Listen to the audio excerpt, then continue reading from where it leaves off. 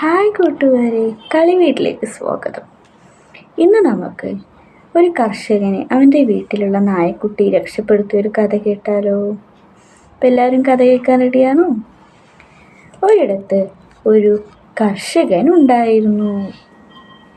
ആ കർഷകൻ്റെ വീട്ടിൽ തന്നെ ഒരു നായക്കുട്ടിയും ഉണ്ടായിരുന്നു. കർഷകൻ്റെ പിന്നാലെ എപ്പോഴും ആ നായക്കുട്ടി ഉണ്ടാവുമായിരുന്നു. കർഷകൻ രാവിലെ നേരത്തെ എണീച്ച് പാടത്ത് പോകുമ്പോഴും അല്ലാതെ ഇരുപത്തിപ്പോഴും എല്ലാപ്പോഴും ഈ നായക്കുട്ടി കർഷകൻ്റെ പിന്നാലെ ഉണ്ടായിരുന്നു. അങ്ങനെ ഇരിക്കെ ഒരു ദിവസം കർഷകൻ പാടത്ത് പണിയെല്ലാം കഴിഞ്ഞ് അവിടുത്തെ മരച്ചുവട്ടിൽ കിടന്നുറങ്ങിപ്പോയി. നായ്ക്കുട്ടിയും അവിടെ അടുത്ത് കിടന്നുറങ്ങുമായിരുന്നു. പെട്ടെന്ന് നായ്ക്കുട്ടി എണീച്ചപ്പോൾ പുല്ലുകളുടെ ഇടയിലൂടെ ഒരു പാമ്പ് ഇഴഞ്ഞു വരുന്നു. അത് നമ്മുടെ നായ്ക്കുട്ടി കണ്ടു. അത് കണ്ട ഉടനെ തന്നെ നായ്ക്കുട്ടി വളരെ ഉച്ചത്തിൽ കുരച്ചത് കേട്ട് നമ്മുടെ കർഷകൻ എഴുന്നേറ്റപ്പോൾ അതാ അവിടെ ഒരു പാമ്പ്. കർഷകന് മനസ്സിലായി, എന്നെ രക്ഷപ്പെടുത്താൻ വേണ്ടിയാണ് നായ്ക്കുട്ടി അങ്ങനെ കുരച്ചതെന്ന്.